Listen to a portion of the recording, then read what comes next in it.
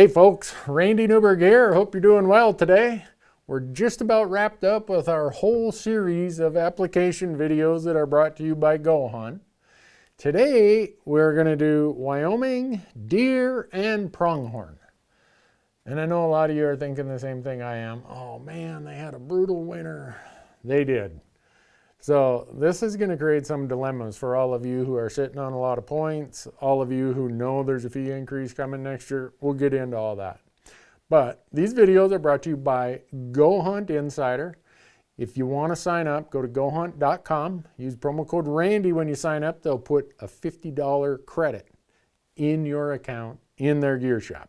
So let's talk about Wyoming. The deadline. We always cover the deadlines first, correct? The deer and pronghorn deadline is May 31st, 2023, 11:59 p.m. Mountain Time. Now, Wyoming is one of the greatest values of all Western states, hands down. I'll go to my grave saying that, unless they change something drastically. They do a great job of managing between what I call opportunity and quality.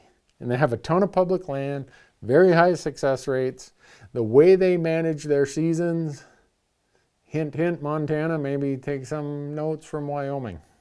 They had the worst winter in 50 years was the winter of 2023. It really hit hard along the I-80 band in the southern part, especially south central and southwest, and it extended up to the central and western part of the state.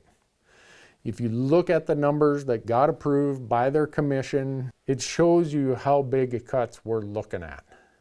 There are going to be drastic cuts to deer and to pronghorn in all the limited entry units, and even in the deer region-wide units, there's going to be big cuts there, or there have been.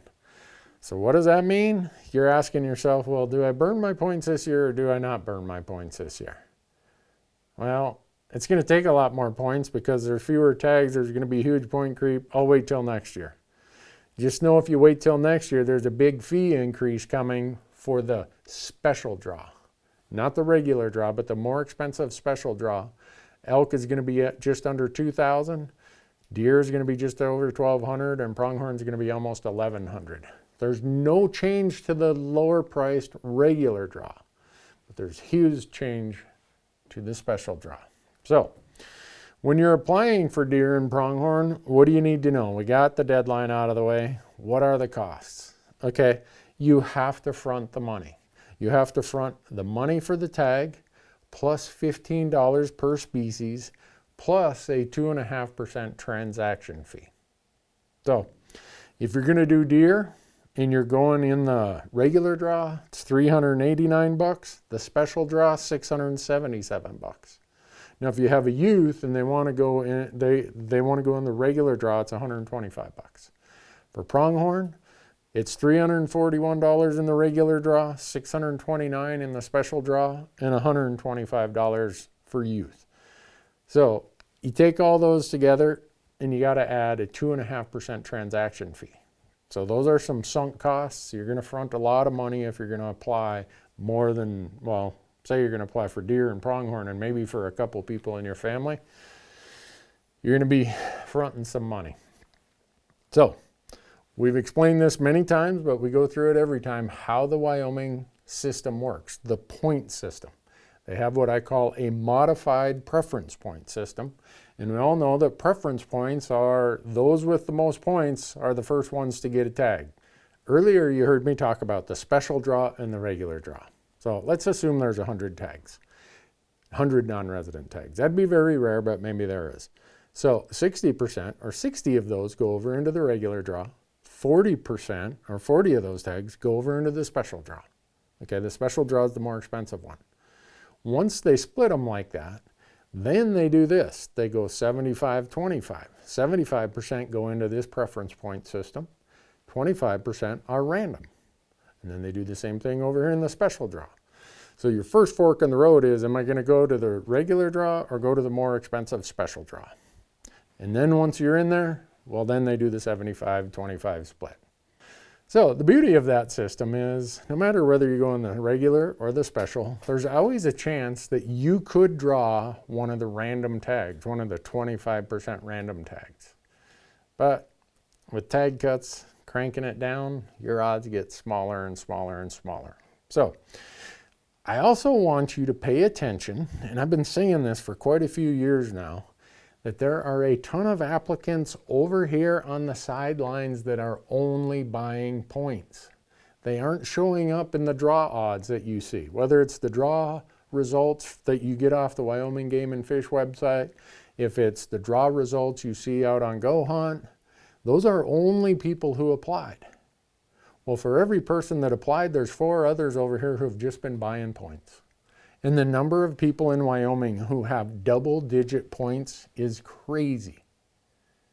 Crazy numbers.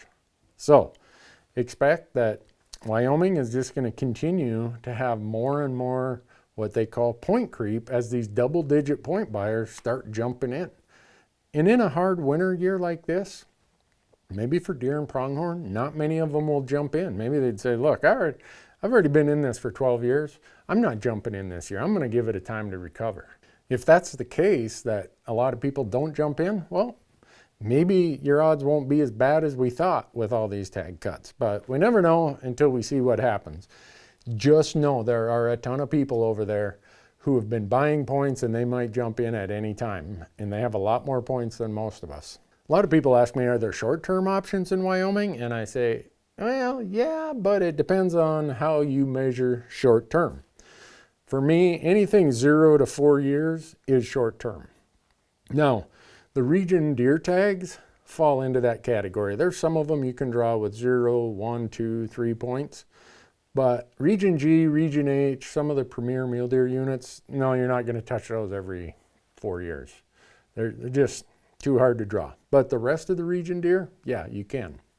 Now, there are pronghorn hunts that would be in the central, the northeast, and the southeast part of Wyoming. Those fit the short-term timeline of 0 to 4 years also, because access is so difficult. That's why the draw odds are so good. If you see a really good pronghorn hunt in Wyoming that has great draw odds, just know the reason for that is probably because access is a challenge. Is there a lot of public land in Wyoming? Yes, 60% of Wyoming is public land. So finding a place to hunt is not a challenge. And in Wyoming, those little square blue ones, the powder blue sections you see on your surface map, state trust lands, you can also hunt those in Wyoming. And then Wyoming has this really cool program. If you go out to their website and click on it, you'll see it says public access, I think PLPW, Private Lands Public Wildlife is what it stands for. And it has 2 programs, HMA, hunter management areas that you have to draw for, and walk-in hunting areas, WIHA, that you just show up. As long as you stay parked in the designated parking area and walk, you're good to go. Now that program is funded mostly by donations. So if you can afford it and you're so inclined, I would suggest everybody make a small donation or a big donation to Wyoming's PLPW. That program is increasing access, really good quality access in a great way. So if you can, put a little money in there when you're doing your application. It'll ask you if you want to make a donation. I always do it. You got to be 12 years old to hunt in Wyoming. Like I said earlier, the youth tag prices are $125 for deer and pronghorn. Need to have hunter ed if you're born after January 1, 1966. Point buying. It used to be in Wyoming, if you're unsuccessful, you automatically got a point.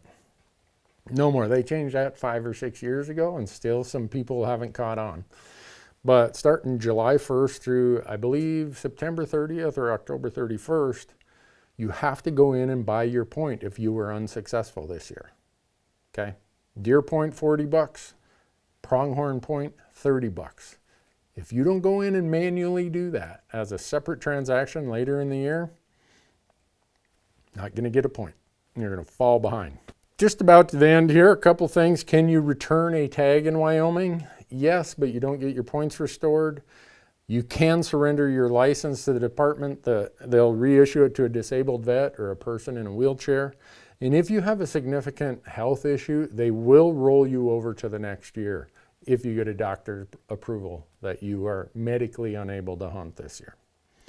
So we get all this, we talk about deadlines, we talk about a harsh winter, point creep, all the things that are there in Wyoming. And the question is, Wyoming worth it? Yep, absolutely. Even in a year when the numbers are way down for deer and pronghorn, Wyoming still has some of the best managed hunting in the West. And if you decide this isn't the year you want to take the chance after a harsh winter like this, you can just keep buying points. I suspect that's what quite a few people will do.